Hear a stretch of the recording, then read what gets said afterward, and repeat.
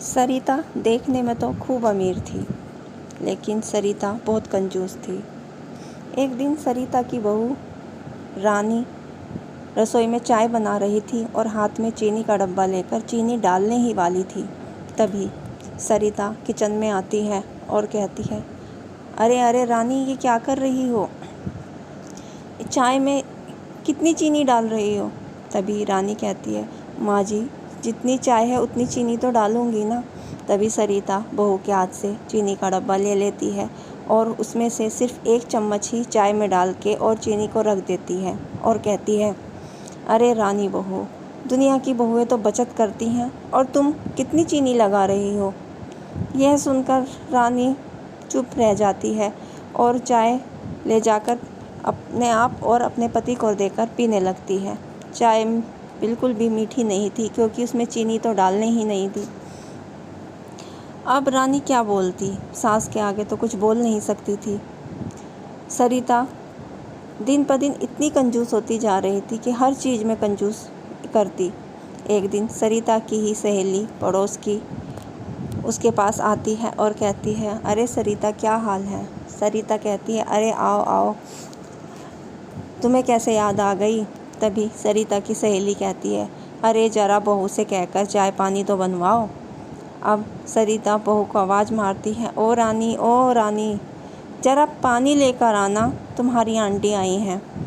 तभी सरिता की सहेली कहती है, अरे पानी क्यों, चाय के लिए भी बोलना, आज मैं चाय पीने आई हूँ। सरिता कहती है, हाँ हाँ हाँ, लेकिन उसका मन चाय बनवाने को बिल्कुल नहीं था। अब रानी थोड़ी देर बाद आती है और साथ में चाय लेकर आती है और वह पड़ोस वाली आंटी को नमस्ते कर कर चाय देती है। तभी सरिता बोल पड़ती है, अरे बहू, तुझे चाय बनाने के लिए किसने कहा था? तभी सरिता की सहेली कहती है, अरे ओ सरिता, तू कितनी कंजूस है, क्या चाय भी नहीं पीने देगी? तभी रानी आंटी को चाय देती है। अब जैसे ही सरिता की सहेली चाय पीने लगती है तो उसमें मक्खी गिर जाती है। तभी वह कहती है, अरे रानी बहू, इसमें तो मक्खी पड़ गई। तभी रानी कहती है, नहीं नहीं आंटी जी, ये आप चाय मत पियो, ये मुझे दे दो, मैं फेंक देती हूँ, दूसरी बना दूँगी। तभी सरिता जल्दी से रानी के हाथ से कप ले लेती है और बोलती है, क्या हुआ, एक मक्खी ही तो पड़ी है और तुम इसको फेंकने जा रही हो? तुम्हें दाल भाव का तो कुछ पता नहीं है। तभी रानी कहती है, माँ जी, इसमें मक्खी गिर चुकी है, इसको आप अभी क्या करेंगे? मक्खी की चाय कौन पिएगा? तभी सरिता कहती है, कोई क्यों नहीं, मैं पीऊँगी। और सरिता मक्खी निकाल कर फेंक देती है और चाय पी जाती है। यह देखकर रानी को आंटी के सामने बड़ी शर्मिंदगी महसूस होती है और वह वहाँ से कुछ बिना बोले ही चली जाती है।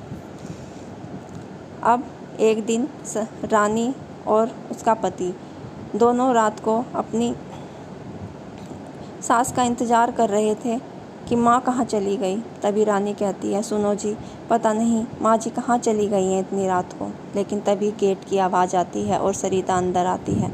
सरिता के हाथ में एक सब्जी का थैला है। तभी सरिता का बेटा बोलता है, माँ, ये कोई टाइम है बाहर जाने का?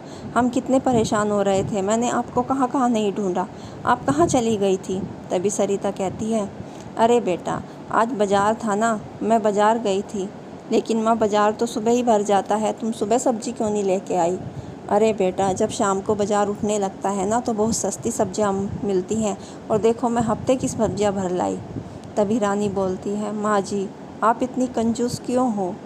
आपको पता है कि जब बाज़ार उठता है तो सभी ताज़ी सब्जियां पहले ही छड़ जाती हैं और बासी गली सब्जियां बच जाती हैं, और आप उन्हीं को ले आई, इन्हें खाकर क्या हम बीमार नहीं होंगे? तभी सरिता रानी को डांटती है और धमकाकर बोलती है, तुम्हें क्या पता, ये लो सब्जी और इसको फ्रिज में रखो। अब सरिता की बहू रानी और उसका बेटा दोनों ही अपने माथे पर हाथ मारते हैं और अपने कमरे में सोने चले जाते हैं। अगले दिन रानी की बहन और उसका जीजा उसके घर आते हैं। अब रानी उनके लिए चाय पानी का इंतज़ाम करती है, तो वह चाय के साथ पकोड़े बनाने लगती है।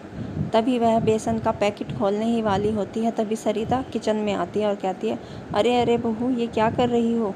पुराना पैकेट तो पहले खुला हुआ पड़ा है, पहले उसे यूज़ करो, उसके पकोड़े बनाओ, नया पैकेट क्यों खोल रही हो।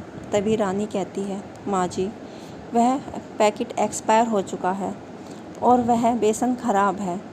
तभी रानी कहती है, तभी सरिता बोलती है, हाँ तुझे क्या पता, लाना तो मुझे पड़ता है ना, दुनिया की बहुएं बचत करती है और तू बेकारी, जा बाहर जाके अपनी बहन और जीजा के पास बैठ, पकोड़े मैं बना कर लाती हूँ।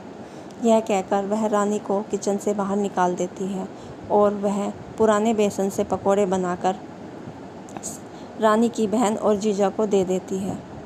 अब रानी की बहन और जीजा पकोड़े खाकर जैसे ही हटते हैं तो उनकी तबीयत ख़राब होने लगती है और उनको उल्टियाँ लगने शुरू हो जाती है। यह देखकर रानी को बड़ा अफसोस होता है और वह अपने पति से कहती है, सुनो जी, माँ जी ने, मुझे लगता है माँ जी ने इनको पुराने बेसन के पकोड़े बनाकर खिला दिए हैं, जिससे मेरी बहन और जीजा की तबीयत बिगड़ गई है। हमें इन्हें हॉस्पिटल लेकर जाना चाहिए। आप दोनों को हॉस्पिटल लेके जाते हैं। वहीं डॉक्टर भी उन्हें यह बताते हैं कि इन्हें खाना खाने से फूड पॉइजन हो गई है, इन्होंने कोई बेकार चीज़ खाई है। यह सुनकर रानी रोने लगती है और अपने पति को बोलती है, देखो मैंने कहा था ना माँ जी की कंजूसी से आज क्या हो गया। तभी वहाँ सरिता आ जाती है। अब सरिता का बेटा अपनी माँ को बहुत डांट लगाता है और कहता है, माँ देखो तुम्हारी वजह से आज इनकी जान जाते जाते बची है, तुम्हारी इस कंजूसी के कारण किसी की जान जा सकती थी और शायद कल को हमारी भी। यह सुनकर सरिता को बड़ी गलती का एहसास होता है और वह अपने बेटे बहू से माफ़ी मांगती है और कहती है, बेटा मुझे नहीं पता था कि ये सब हो जाएगा और आज के बाद मैं कभी भी किसी भी चीज़ में कंजूसी नहीं करूँगी। मुझे तो बहू ने समझाया भी था कि ये बेसन ख़राब है, लेकिन मैंने ही उसकी बात नहीं मानी और मुझे आज ये दिन देखना पड़ा। वह अब अपनी बहू बेटा से माफ़ी मांगती है और आगे के लिए सरिता बिल्कुल ठीक हो जाती है। अब वह किसी भी चीज़ में कंजूसी नहीं करती। दोस्तों, कहानी अच्छी लगी हो तो हमारे चैनल को सब्सक्राइब करना ना भूलें। धन्यवाद।